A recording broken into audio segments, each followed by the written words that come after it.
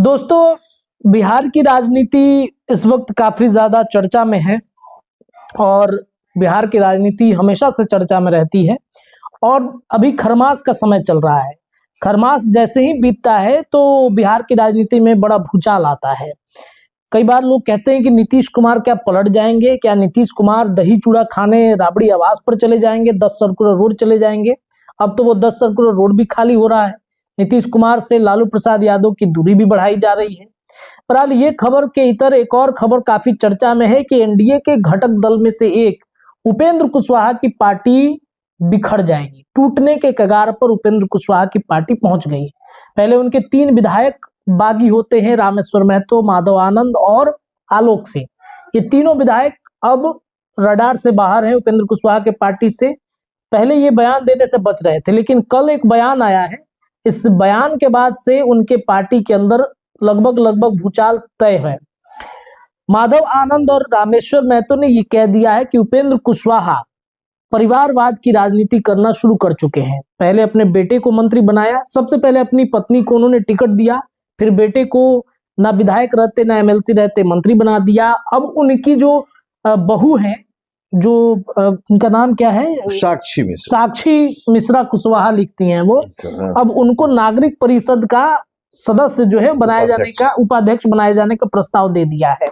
तो सवाल ये उठता है कि उपेंद्र कुशवाहा कल तक लालू प्रसाद यादव और परिवारवाद पर खूब हमला कर रहे थे। अचानक से क्या पुत्र मोह में उपेंद्र कुशवाहा पड़ गए हैं? क्या उपेंद्र कुशवाहा के जो झंडा उठाने वाले कार्यकर्ता हैं उनका कोई वैल्यू नहीं है? अंततः बिहार में क्या परिवारवाद ही चलेगा? इस पर बातचीत करेंगे। हमारे साथ ब्रेकिंग बिहार के पत्रकार सुमन कुमार जी हैं। सुमन जी, जो उपेंद्र कुशवाहा परिवारवाद के खिलाफ लगातार बयान देते रहे, कई बार हमने देखा है लालू प्रसाद यादव तेजस्वी पर खूब हमला किया।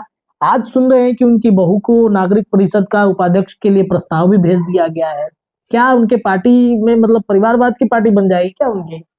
नहीं, देखिए, उनकी परिवार और उनकी पार्टी का क्या होगा इस पर हम लोग चर्चा करेंगे। लेकिन जैसा कि आपने कहा कि परिवार के सदस्यों को लगातार ये जिस मुकाम पर है उस मुकाम के हिसाब से फायदा पहुंचा रहे हैं। फायदा पहुंचा रहे हैं कि पत्नी को, चूंकि पार्टी के सुप्रीमो है, पत्नी को इन्होंने टिकट दिया। जी जी। कौन बोलेगा? अच्छा, विधायक बना दिया। चाहते तो वो अपनी पत्नी को भी मंत्री बना सकते थे। बिल्कुल बिल्कुल। उस पर उतना हंगामा नहीं मचता। लेकिन सवाल यह है कि सिर्फ पत्नी को सेट नहीं करना था। अब पत्नी तो विधायक बन के सेट हो ही गई। अब रहा सवाल कि पुत्र को भी सेट करना था। तो जिस तरीके से महुआ सीट को लेकर पेच फंसा हुआ था, उसी समय इनकी बात हो गई थी कि एक एमएलसी का पद मिलेगा मुझे। तो इस नाते इन्होंने अपने पुत्र को मंत्री बना दिया। 6 महीने के अंदर एमएलसी भी बनवा देंगे। अब रहा सवाल ये कि जब पत्नी विधायक हो गई, पुत्र बिना किसी सदन का सदस्य होते हुए मंत्री बन गया, बवाल मचा। क्योंकि इनकी पार्टी में माना जा रहा था कि एक इनके विधायक है माधव आनंद, सीए हैं, काफी पढ़े लिखे हैं, कई देशों का भ्रमण कर चुके हैं, अपनी विद्वता के कारण जाने जाते हैं। आपको याद होगा जब माधव आनंद से हम लोगों ने विधानसभा में ये सवाल किया, आप भी मेरे साथ में थे, कि उपेंद्र कुशवाहा कह रहे हैं कि मेरा पुत्र ज्यादा पढ़ा लिखा है और उसके एजुकेशन को देखते हुए, एजुकेशन बैकग्राउंड को देखते हुए हम उसको बना रहे हैं। इस पर माधव राव ने कहा कि लगता है तब आपको मेरा एजुकेशनल क्वालिफिकेशन नहीं पता। उन्होंने तंज कस दिया कि आप लोग आधी अधूरी बात करते हैं। उनके कहने का तात्पर्य था कि अगर एजुकेशन की ही बात कर रहे हैं तो आपको मेरे एजुकेशन के बारे में भी पता करना चाहिए था। देखिए, इसके अलावा उनके एक और प्रवक्ता है, उनसे भी हमारी कुछ दिन पहले बात हुई। उन्होंने कहा कि देखिए, आप लोग गलत बात कर रहे हैं। दीपक प्रकाश ने बहुत कुछ काम किया है। क्या किया है? तो माता जी के चुनाव प्रचार में बड़ी अहम भूमिका थी उनकी। अब आप भी समझ सकते हैं कि भैया, एक मुखिया या वार्ड पार्षद के चुनाव में भी बहुत लोगों की अहम भूमिका होती है। लेकिन अहम भूमिका का मतलब ये थोड़े होता है कि आपको मंत्री का पद मिल गया। तो वैसे तो बहुत सारे कार्यकर्ता भी लगे हैं। बिल्कुल, बना देना चाहिए था। लेकिन उपेंद्र कुशवाहा की हमको एक बात याद आ रही है, और मुझे ही क्या याद आ रही है, मैं अपने दर्शकों को भी याद दिलाना चाहूंगा। देखिए, न्यायिक प्रक्रिया के बारे में, जजों की नियुक्ति के मामले में आप देखेंगे कि साधारणतः नेतागण या कोई भी बोलने से बचता है।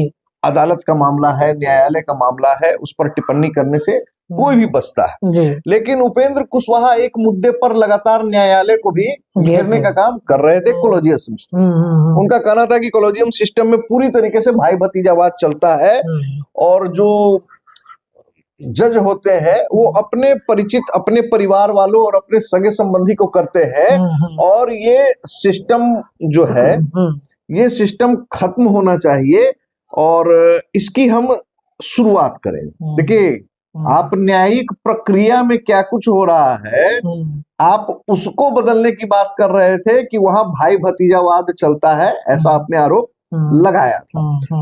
जो आदमी भाई भतीजावाद को लेकर न्यायालय पर उंगली उठा रहा था, उच्च न्यायालय और उच्चतम न्यायालय के जजों पर उंगली उठा रहा था, वो आदमी कितना बुरी तरीके से परिवारवाद में उलझ के रह गया है कि पत्नी को विधायक बनाता है, बेटा को मंत्री बनाता है और इतने विवाद के बाद भी उनका मन नहीं भरता है। देख लीजिए, मतलब अब हम क्या कहें, मेरे पास में बहुत कुछ शब्द आ रहा है, मैं कहना नहीं चाहता हूं कि मतलब अब इससे ज्यादा बुरा क्या हो सकता है कि अब आप अपनी पुत्र वधू को, साक्षी मिश्रा कुशवाहा, अब उनकी योग्यता ये लोग बताएंगे कि सोशल मीडिया पे बड़ी एक्टिव रहती है, सोशल मीडिया पे बड़ी अच्छा राजनीति करती है। उनको नागरिक परिषद का उपाध्यक्ष बनाने के लिए इन्होंने, जिस तरीके से बात चल रही है कि एक तरीके से अनुशंसा कर दी है, भाजपा के पास में इन्होंने पत्र दे दिया, पत्र भी दे दिया है जी।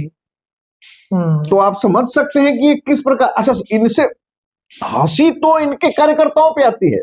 देखिए, हंसी भी आता है और रोना भी आता है। हंसी इसलिए आती है कि इतना के बावजूद उनके कार्यकर्ताओं का आंख नहीं खुल रहा है और रोना इस बात पर आता है कि इसके बावजूद आप कैसे उपेंद्र कुशवाहा को डिफेंड करते हैं, उनके पक्ष में आप कैसे बात कर पा रहे हैं कि हमारे यहाँ समर्पित कार्यकर्ता तो दरी बिछाने के लिए और कुर्सी साफ करने के लिए रखा हुआ है। उपेंद्र कुशवाहा से भी जब सवाल पूछा गया था तो काफी कह रहे थे कि यही सब फालतू सवाल आप लोग पूछते रहते हैं, हाँ। यही सब आप लोग सवाल पूछते हैं, तो आपके पास कोई सवाल ही नहीं है जो आप पूछें।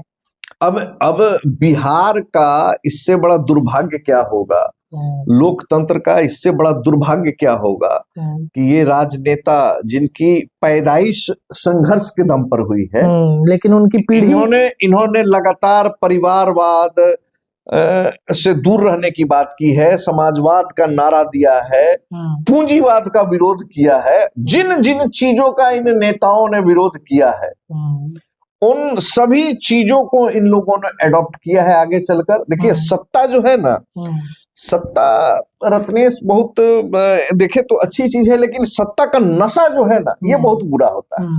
देखिए, राज्यसभा में दूसरी पार्टी की ही आप चुनाव लड़े, चुनाव हार गए, आपके नाम अगर देखा जाए तो जीत से ज्यादा हार का रिकॉर्ड है। उपेंद्र कुशवाहा जी, जीत से ज्यादा हार का रिकॉर्ड है।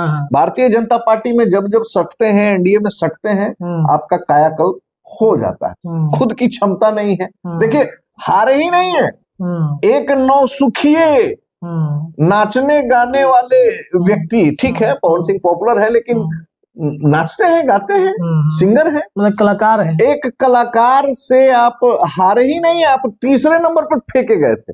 आपकी लोकप्रियता ये बता रहा है, लेकिन आपके नाम के आगे कुशवाहा लगा हुआ है, आप कुशवाहा की राजनीति करते हैं।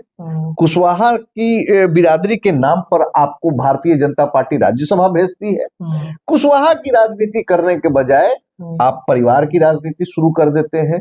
खुद तो आप अनुकंपा पर गए ही हैं, अपने पुत्र को भी अनुकंपा पर भेजते हैं, पत्नी को भी आप विधायक बनवाते हैं भारतीय जनता पार्टी के सपोर्ट से, एनडीए के सपोर्ट से, और आप कहते हैं कि आप कुशवाहा समाज के नेता हैं। तो मैं कुशवाहा समाज के वैसे लोगों से पूछना चाहूंगा कि कुशवाहा समाज नेता विहीन हो गया है, नेतृत्व विहीन हो गया है? कुशवाहा समाज में देखिए, इसी तरीके का काम आपको याद होगा, जगदेव बाबू के बेटा नागमणि ने किया था। नागमणि कहते थे कि हम जिसके साथ रहेंगे सरकार उसी की बनेगी, सीधी मुंह किसी से बात नहीं करते थे। नागमणि आज कहाँ है? कहीं नजर आते हैं नागमणि? नहीं नजर आते हैं। वही हाल उपेंद्र कुशवाहा अगर नहीं संभले, नहीं जागे, और जिस तरीके, अरे लोग लालू यादव पर आरोप लगाता है, इन लोग को हक है लालू यादव के बारे में बोलने का। अरे लालू यादव के पार्टी के तो 75-80 विधायक हुआ करते थे। हाँ, 75-80 विधायक में अगर 1-2 और सांसद 20-20 25-25 उनके सांसद हुआ करते थे, उसमें अगर 1-2 सीट उन्होंने दे दिया तो आपने परिवारवाद का आरोप लगाया। जुम्मा आपका 4 गो विधायक है, उसमें 1 परिवार का है, 1 मंत्री आपके ही परिवार का है। लीजिए, ले दे के माधव आनंद का सीट खाली हुआ नागरिक परिषद के उपाध्यक्ष का, वो सीट भी आप अपनी बहू को देने के लिए चल गए। अरे आप लोग से बड़ा परिवारवादी कौन होगा? बिल्कुल बिल्कुल। तो परिवारवाद की पार्टी अब बन गई है उपेंद्र कुशवाहा की पार्टी, ये मान लिया जाए। पार्टी बचेगी कि नहीं, ये बताइए। पार्टी तो नहीं बचेगा। तो क्या करेंगे? पार्टी क्या करेंगे? तो उनके लिए कोई नया बात है?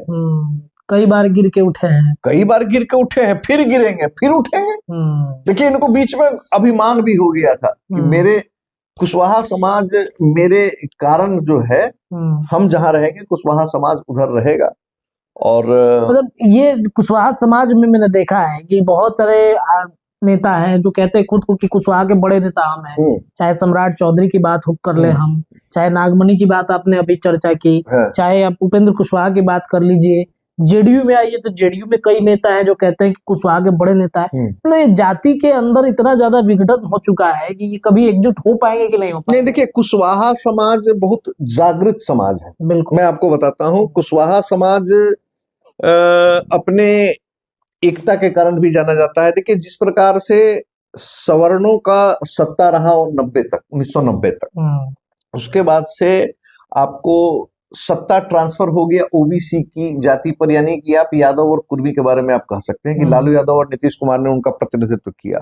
कुशवाहा समाज के अंदर में भी एक ये पीड़ा है कि हमारी संख्या अच्छी खासी है, हम राजनीतिक रूप से जगा हुआ कौम है, तो हमारा भी अब राज्य में मुख्यमंत्री होना चाहिए, हमारी भी एक पद और प्रतिष्ठा बिहार में होनी चाहिए। देखिए, आपकी संख्या जिस आधार पर है, अगर आप सोचते हैं तो ये इसमें बुरा नहीं है, लेकिन बुरा तब हो जाता है जब समाज की राजनीति करते करते लोग व्यक्तिगत स्वार्थ में अंधे हो जाते हैं, व्यक्तिगत स्वार्थ में पड़ जाते हैं, और उसके बाद से समाज की चिंता और समाज के अन्य लोगों की चिंता करना बंद कर देते हैं। तो इस कारण से देखिए, मुझे नहीं लगता है, मैं अपनी व्यक्तिगत तौर पर जो मेरी समझ है कि उपेंद्र कुशवाहा अपनी पार्टी को अब ज्यादा दिन लेकर जा पाएंगे। देखिए, इसमें भी एक पेच है रत्नेश जी, मगर भारतीय जनता पार्टी के सहयोगी हैं उपेंद्र कुशवाहा, तो भारतीय जनता पार्टी ऐसा बिल्कुल नहीं करेगी। मेरी जो समझ है कि इनके 3 विधायक अलग होकर अगर नई पार्टी बनाए या